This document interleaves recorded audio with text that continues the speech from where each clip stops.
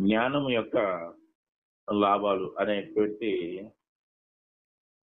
ఒక అంశాన్ని మనం ఈరోజు ధ్యానిద్దాం. ప్రభునందు ప్రియులారా, జ్ఞాని అయినటువంటి సొలొమోను జ్ఞానం మనం పొందుకుని ఉంటే దానివల్ల కలిగేటువంటి 7 లాభాల గురించి మనకు చెప్పడం జరిగింది. ఏమిటి ఆ 7 లాభాలు అంటే, మొదటిగా జ్ఞానం అనేది చాలా ప్రియమైనది, అంటే చాలా విలువ గలది అని చెబుతున్నాడు.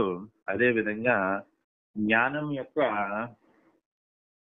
కుడి చేతిలో దీర్ఘాయువు ఉన్నదని చెబుతున్నాడు. ఇక మూడవదిగా ఆలోచిస్తే, జ్ఞానం యొక్క ఎడమ చేతిలో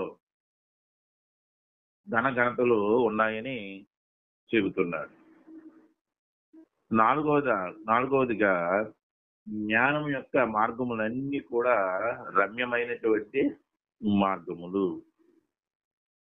అని చెబుతున్నాడు. ఐదవదిగా దాని త్రోవలన్నీ కూడా క్షేమకరమైనవి అని చెబుతున్నాడు. ఆరవదిగా ఆలోచిస్తే ప్రభునందు ప్రియులారా, దాన్ని అవలంబించిన వారికి అది జీవవృక్షము అని చెప్తున్నాడు. ఏడవదిగా దాన్ని పట్టుకుని వారు ధన్యులు అని చెప్తున్నారు. అంటే చెప్పబడినటువంటి 7 లక్షణాల్లో ఉన్నవి ఏంటంటే, జ్ఞానం ప్రియమైనదని, జ్ఞానం దగ్గర దీర్ఘాయువు ఉన్నదని, జ్ఞానం దగ్గర ధనఘనతలు ఉన్నాయని, జ్ఞానం యొక్క మార్గములు రమ్యమైనటువంటి మార్గములని, జ్ఞానం యొక్క త్రోవలు క్షేమకరమైనటువంటి త్రోవలనియో, అది అంటే జ్ఞానము జీవవృక్షము వంటిదని, అంతేకాకుండా జ్ఞానాన్ని ఎవరు పట్టుకుంటారో వారు ధన్యుడు అని చెబుతుంది. దీనికి సంబంధించినటువంటి వాక్య భాగం చదువుకుందామని. సామెతల గ్రంథం 3వ అధ్యాయం 14వ వచనం. జ్ఞాని అయినటువంటి సొలొమోను రాసినటువంటి సామెతల గ్రంథం 3వ అధ్యాయం 14వ వచనం నుండి మనము 18వ వచనం వరకు ధ్యానం చేస్తే, ఇప్పుడు వరకు మనం ఏవైతే 7 లక్షణాలు చెప్పుకున్నామో ఆ 7 లక్షణాలు కూడా ఇక్కడ మనం చూడగలం.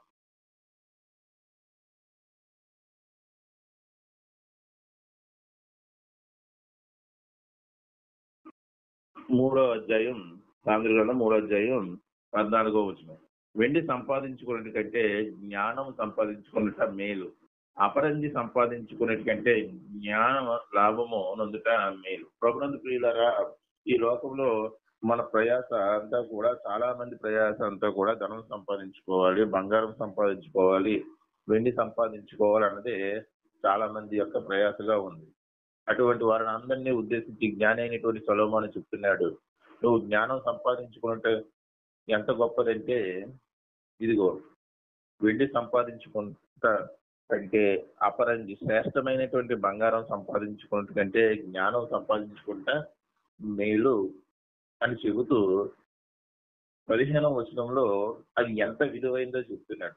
అది పగడముల కంటే అది ప్రియమైనది, నీ ఇష్ట వస్తువులన్నీ దానితో సమానములు కావు. ప్రభునందు ప్రియులారా, అది అంటే జ్ఞానము పగడముల కంటే చాలా విలువైందంట. మనకి ఈ భూమి మీద ఏ వస్తువు ఇష్టమైందో ఆ ఇష్టమైనటువంటి వస్తువుతో జ్ఞానం సమానము కాదంట. అంటే మనకి ఇష్టమైనటువంటి ఏ వస్తువు అయినా, అది ఎంత విలువైనటువంటి వస్తువు అయినా, అది జ్ఞానం ముందు దిగదుడిపే అని చెప్తున్నాను అనమాట. అంటే జ్ఞానం ఎంత విలువైందో ఆలోచించాలని ఇక్కడ సొలొమోను భక్తులు మనకి చెబుతున్నారు. 16వ వచనం. దాని కుడి చేతిలో దీర్ఘాయువు, దాని ఎడమ చేతిలో ధనఘనతలు ఉన్నాయి. జ్ఞానం అనే దానికి రూపం లేదు, కానీ జ్ఞానం అనే దాని యొక్క కుడి చేతిలో ఏముంది అంటే దీర్ఘాయువు ఉంది. ఎలా దీర్ఘాయువు ఉంది అంటే, ప్రభునందు ప్రియులారా, మనము దేవుని యొక్క జ్ఞానం తెలుసుకుని, ఈ ప్రకృతి జ్ఞానం కాకుండా దేవుని యొక్క జ్ఞానం తెలుసుకుని దేవుడి యొక్క కట్టడలను అనుసరించి జీవిస్తే మనకి నిత్య రాజ్యం వస్తుంది. నీకు నిత్య రాజ్యం రావడానికి మూలము ఏమిటంటే దేవుని యొక్క జ్ఞానం. ఆ దేవుని యొక్క జ్ఞానం ఎవరంటే, ఇదిగో బుద్ధి జ్ఞాన సర్వ సంపదలు క్రీస్తు నందు నిక్షిప్తమై ఉన్నవని బైబిల్ చెబుతుంది. అంటే జ్ఞానానికి మరొక రూపం ఇస్తే అది క్రీస్తు వారినే మనం దేవుని జ్ఞానం అని అనవచ్చు. అంటే ఆ జ్ఞానం యొక్క కుడి చేతిలో ఏమి ఉన్నది అంటే ఇదిగో దీర్ఘాయువు ఉంది, నిత్య జీవం ఉంది అని చెబుతున్నారు.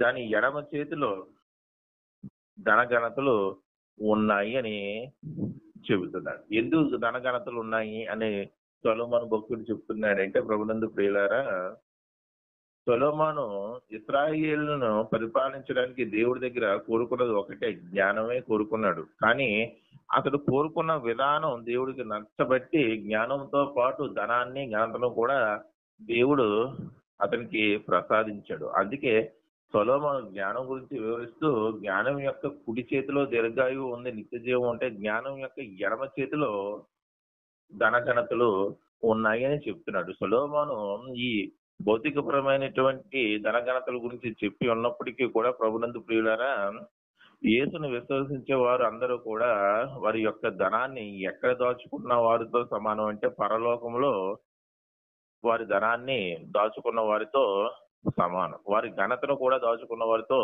సమానం. క్రీస్తు వారు అన్నారు కదండి, మీరు భూమి మీద ధనమును దాచే ప్రయత్నము చేయవద్దు, మీరు ధనాన్ని ఎక్కడ దాయాలంటే ఇదిగో పరలోకమందు మీరు ధనాన్ని దాచుకోవాలి. భూమి మీద దాచుకునేటువంటి ధనాన్ని దొంగ దొంగిలిస్తాడు, కానీ పరలోకమందు దాచుకున్నటువంటి ధనాన్ని ఏ దొంగ కూడా దొంగిలించలేడు అని యేసుక్రీస్తు వారు చెప్పారు. ఆ పరలోకమందు దాచబడినటువంటి, లేకపోతే మనం దాచుకునేటువంటి ధనం ఏంటంటే మనం చేసేటువంటి సత్క్రియలే అని యేసుక్రీస్తు వారు చెప్పారు. ప్రభునందు ప్రియులారా, మరి జ్ఞానం యొక్క ఎడమ చేతిలో ధనం ఉంది, ఘనత ఉంది. అంటే మనం క్రీస్తును అనుసరించి, జ్ఞానాన్ని అనుసరించి నడిచిన ఎడల మన ధనం ఎక్కడ ఉంటుందంటే పరలోకంలో ఉంటుంది. మన ఘనత అంటే కీర్తి, యశస్సు ఎక్కడ ఉంటుందంటే ఇదిగో తీర్పు దినాన మనం సగర్వంగా దేవుని ఎదుట సిగ్గుపడకుండా నిలవబడగలం. ఆయన దేవదూతల అందరి ముందు మనకు ఏమి కలుగుతుంది అంటే ఘనత కలుగుతుంది. అంటే దానికి మూలం ఏంటంటే జ్ఞానము. జ్ఞాన యొక్క రూపం ఏంటంటే క్రీస్తు వారే. ఆ క్రీస్తుని ఎవరైతే అనుసరిస్తారో వారందరూ కూడా జ్ఞానం యొక్క ఎడమ చేతిలో ఉన్నటువంటి ఘనతలు వారు పొందుకుంటారని ఇక్కడ సొలొమోను భక్తుడు చెబుతున్నాడు. ఇక 17వ వచనంలో జ్ఞానం యొక్క మార్గములు ఏ విధంగా ఉంటున్నాయి అని చెప్తున్నాడంటే, ఇదిగో దాని మార్గములు రమ్యమైనటువంటి మార్గములు అని చెబుతున్నాడు. అంటే చాలా అందమైనటువంటి మార్గములు అని చెప్తున్నాడు. ప్రభునందు ప్రియులారా, జ్ఞానానికి రూపమైతే క్రీస్తు వారు అని చెప్పుకున్నాము. ఆ క్రీస్తు వారు తన నోటితో పలికినటువంటి మార్గం మాట ఏమిటంటే, నేనే మార్గమును, నేనే సత్యమును, నేనే జీవమును అని చెప్పి ఉన్నారు. అంటే క్రీస్తు యొక్క మార్గములన్నీ కూడా రమ్యమైనటువంటి మార్గములు. అంటే జ్ఞానము యొక్క మార్గములు ఎటువంటివి అంటే రమ్యమైనటువంటి, అందమైనటువంటి మార్గములు. ప్రభునందు ప్రియులారా, మనల్ని గమ్యానికి చేర్చేటువంటి ప్రతి మార్గం కూడా మనకి అందమైనటువంటి మార్గమే. మనల్ని గమ్యాన్ని చేర్చినటువంటి మార్గములన్నీ కూడా మనకి అసహ్యకరమైనటువంటి మార్గములు. మనం యొక్క జీవిత లక్ష్యం ఏమిటంటే నిత్య జీవం, పరలోకం. ఆ పరలోకానికి చేర్చేటువంటి ఏకైక మార్గం ఎవరంటే క్రీస్తు వారు. ఆ క్రీస్తు వారు యొక్క మార్గంలో మనం ప్రయాణించాలి అంటే దానికి మూలం ఏమిటంటే జ్ఞానము అని చెబుతున్నాడు. అంటే జ్ఞానము యొక్క మార్గము నిన్ను పరమునకు తీసుకుపోయేటువంటిది, అందుకే అది చాలా రమ్యమైనది అని చెప్తున్నాడు. అంతేకాకుండా దాని త్రోవలన్నీ కూడా క్షేమకరములు. ఈ భూమి మీద బ్రతికేటప్పుడు జ్ఞానాన్ని సంపాదించుకున్నటువంటి నీవు, అంటే ప్రకృతి జ్ఞానం కాకుండా దైవ జ్ఞానాన్ని సంపాదించుకున్న నీవు కొంతకాలం ఇక్కడ శ్రమ పడినప్పటికీ కూడా అది చివరకు దాని త్రోవల్లో నడిచేటువంటి నిన్ను ఎక్కడ తీసుకెళ్తుంది అంటే ఒక క్షేమకరమైనటువంటి స్థితిలోకి తీసుకువెళ్తుంది. ధనవంతుడు ఎంత గొప్పగా బతికినప్పటికీ కూడా జ్ఞానం అనేటువంటి మార్గంలో అతడు నడవలేని కారణంగా వేదన పొందేటువంటి స్థలానికి చేరుకుని అక్కడ భయంకరమైనటువంటి వేదనలో పడ్డాడు. అదే లాజరు ఇక్కడ కొంత కాలం శ్రమ పడినప్పటికీ కూడా జ్ఞానాన్ని అనుసరించి నడుచుకున్నాడు కాబట్టి అతడు క్షేమకరమైనటువంటి స్థితిలోకి వెళ్ళాడు. అబ్రహాము యొక్క రొమ్మును ఆనుకుని ఉన్నాడు అని మనం గమనించాలి ప్రభునందు ప్రియులారా. ఇక 18వ వచనం, దాన్ని అవలంబించే వారికి అది జీవ వృక్షము, దాన్ని పట్టుకున్న వారందరూ కూడా ధన్యులు. ఒకనాడు ఏదైతే ఆదాము అవ్వ తినకూడదని దేవుడు జీవ వృక్షాన్ని వారికి అందకుండా ప్రొటెక్ట్ చేశాడో, ఆ జీవ వృక్షాన్ని దాని యొక్క ఫలాలని మనల్ని భుజింపనిస్తాను అని దేవుడు అంటున్నాడు. ఎలాగా మనం ఆ జీవ వృక్ష ఫలములు భుజించవచ్చు అంటే ఇది జ్ఞానము ద్వారా. ఆ జ్ఞానం ఎటువంటిది అంటే అది మనల్ని పరమనుకు తీసుకుపోయేటువంటి జీవ వృక్షము.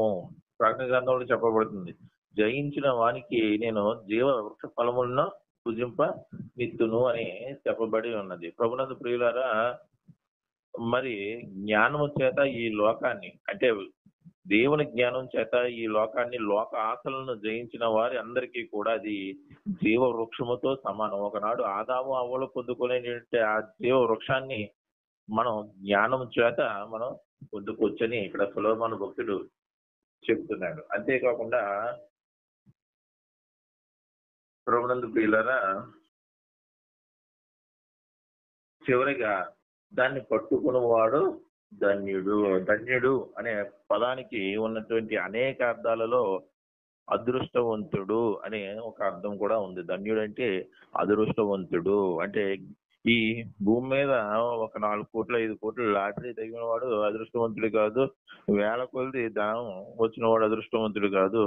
ఎవడు ధన్యుడు, ఎవడు అదృష్టవంతుడు అంటే జ్ఞానాన్ని సంపాదించుకుని జ్ఞానయుక్తముగా నడుచుకునేవాడే అదృష్టవంతుడు అని దైవ గ్రంథం చెబుతుంది. ప్రభునందు ప్రియులారా, ఈ విధంగా సొలొమోను జ్ఞానం యొక్క 7 లక్షణాలని మన కొరకు ప్రస్తావించాడు. అది ఒకసారి చూసి ముగించుకుందాం. జ్ఞానము ప్రియమైనదని, జ్ఞానము దగ్గర దీర్ఘాయువు ఉంది అని, జ్ఞానము దగ్గర ధనగణకులు ఉన్నాయని, జ్ఞానం యొక్క మార్గములు రమ్య మార్గములని, అదే విధంగా జ్ఞానం యొక్క త్రోవలు క్షేమకరములని, అదే విధంగా దాన్ని అవలంబించే వారికి జ్ఞానం ఎటువంటిదంటే జీవ వృక్షం వంటిదని, చివరిగా జ్ఞానాన్ని అనుసరించేవాడు ధన్యుడు అని జ్ఞానం యొక్క గొప్ప విలువను ఈరోజు సొలొమోను భక్తుడు మనకు తెలిపి ఉన్నాడు. కాబట్టి మనమందరం కూడా అటువంటి జ్ఞానానికి రూపమైనటువంటి క్రీస్తును అనుసరించి మనం అందరం కూడా మేలు పొందుకోవాలని కోరుకుంటూ ముగిస్తున్నాను. ప్రార్థన చేస్తున్నాను.